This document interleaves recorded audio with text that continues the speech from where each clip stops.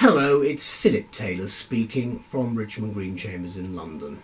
Now, it's always a pleasure to look at a book which looks at case law, because case law is the linchpin, the cornerstone of the common law in England and Wales, and I always enjoy looking at the influence of case law in the way in which systems are developed. And this book is no different. It's from Incentia. I'll talk a little bit more and show you the book in a minute, but the title is Cooperative Agreements Between Public Authorities. Not the best of titles in some respect, because the subtitle tells you a lot more. It's the influence of the Court of Justice of the European Union, the CJEU, case law on national legal systems, and it's been written by Chris Waters. Part of the Incentia Publications Limited series, which I'll talk about in a moment. It comes from the series of books which is published by the EU's Commune European series. But I'll talk about that in a minute. Let's have a look at the book. The title that we've given our review is A Refreshing Review of European Case Law at a Time of Political Change in Europe. And as I record this in 2015, we are going through a lot of change in Europe at the moment, migration being the biggest single problem. Here is the book. This is the series number 135 there. You can see it there if I put it up close. It's Incentia who've published it. There's the title there, the spine and then the back. It's a paperback. It runs to 200 odd pages. There's a detailed bibliography at the back. A little bit of detail about the EU's Commune European there. Then you've got the bibliography, which is again at the back, very substantial bibliography. Can I just say there's no index, which is to some people maybe a bit of a problem, but the bibliography is very detailed. Now the front of the book, again, this is a European book, so it's been translated, so therefore it's going to be slightly different from what you may be used to. This is the contents section. It does actually, this one has chapter numbering. So you've got chapters 1 and then paragraph numbering throughout, all the way through. And then you get through to the end. 7 chapters, which are the general, and the 7th chapter is the general conclusions. Then there's acknowledgements by Chris Waters to who he's going to thank. A lot of people involved in this. The introduction, there's no preface, but there is an introduction. He started off, this book regards how and to what extent EU law can influence national administrative law. The word regards is not the right word, I'm afraid. The book actually assesses how and to what extent EU law can influence national administrative law. That's really what it does. Again, as I said, when you look at the language translations, make your minds up, because you know what they're talking about. I think that's the important thing to bear in mind. There are some words that are used which really are a little bit difficult, but you have to make the best of it. There is paragraph numbering, so you can find things quite quickly, but there is no index, and you've got a lot of footnoting which links to the bibliography at the back, and then the various chapters. Lots of directives mentioned. That'll please a lot of anti-Europeans. I'm a pro-European, proud of it, and I will say now that this book I think is very important, because with others in the book like Europe on the Edge in terms of pluralism and the difficulties we've got at the moment with where we're going within Europe, decisions will be made. I mean, the classic will be when the British vote in a referendum, and we'll see what happens then. But my own guess, I'm recording this in 2015, my own guess is that we will stay in the European Union. Well, of course we want changes, but that's part of the relationship. The difficulty is that people won't give and take at all. But that's what happens with clients.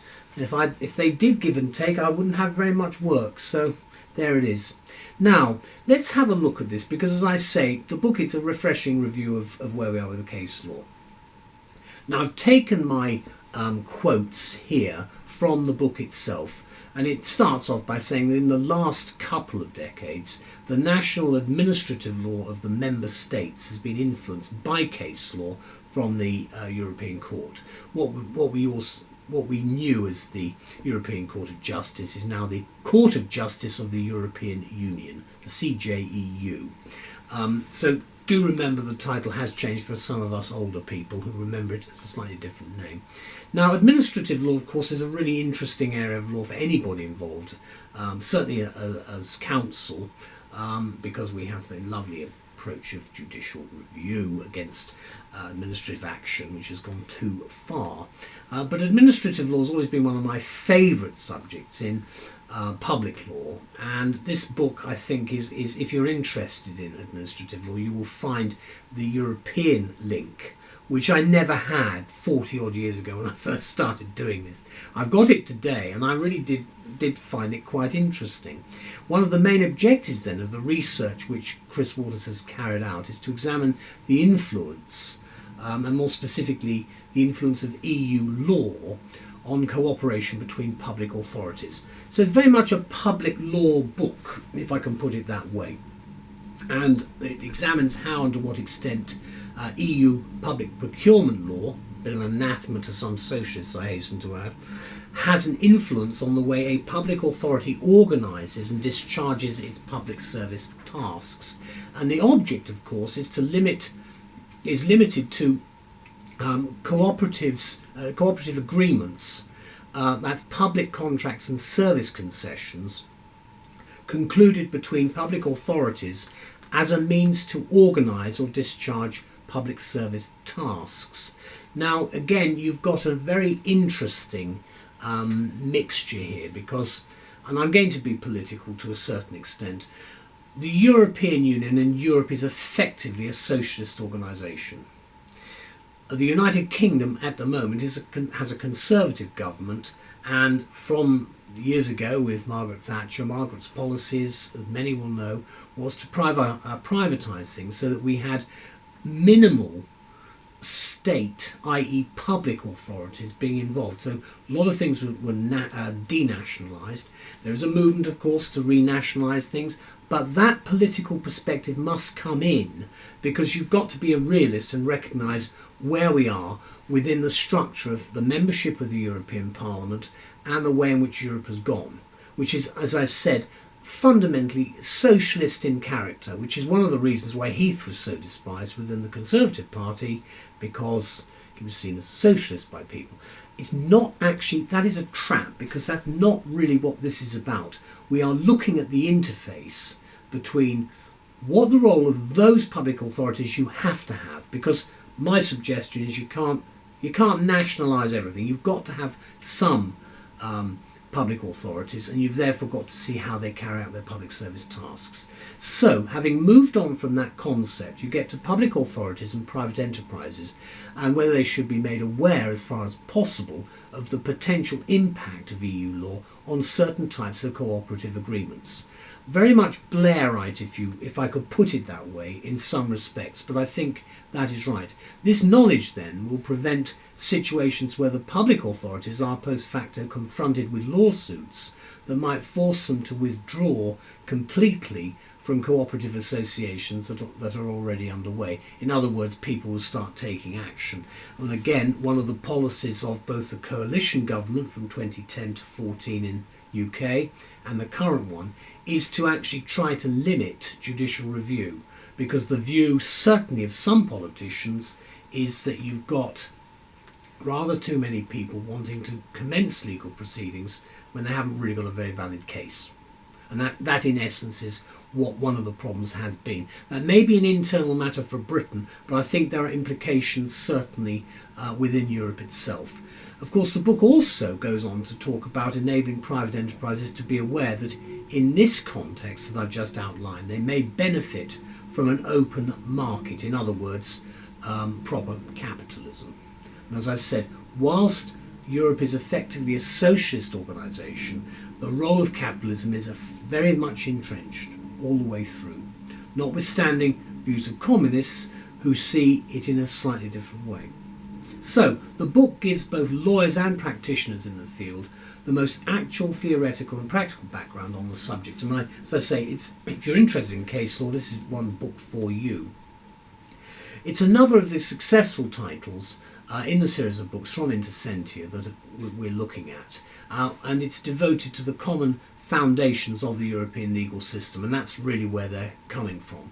The publishers have brought together what I referred to earlier, which is the Ius Commune European series, to include comparative legal studies as well as studies on the effect of treaties within member states' legal systems. And let me just say this, that I think readers will be pleased to know that the books are published in various European languages under the auspices of METRO, the Institute for Transnational Legal Research at Maastricht University. And they've been very well translated. I can pick one or two things because English is my language and I don't really speak much by way of foreign languages, certainly not at the level of translation.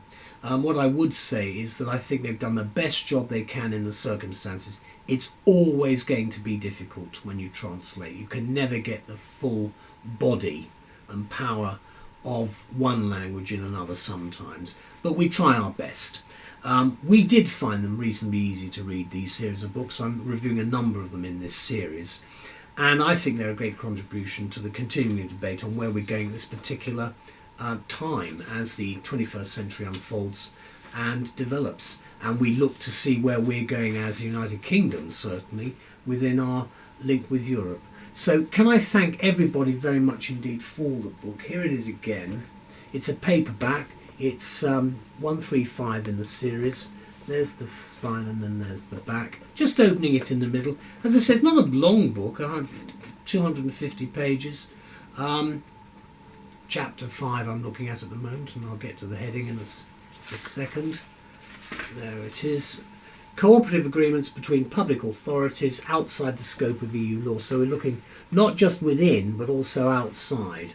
Again, there's a little bit of history, which I think is very helpful.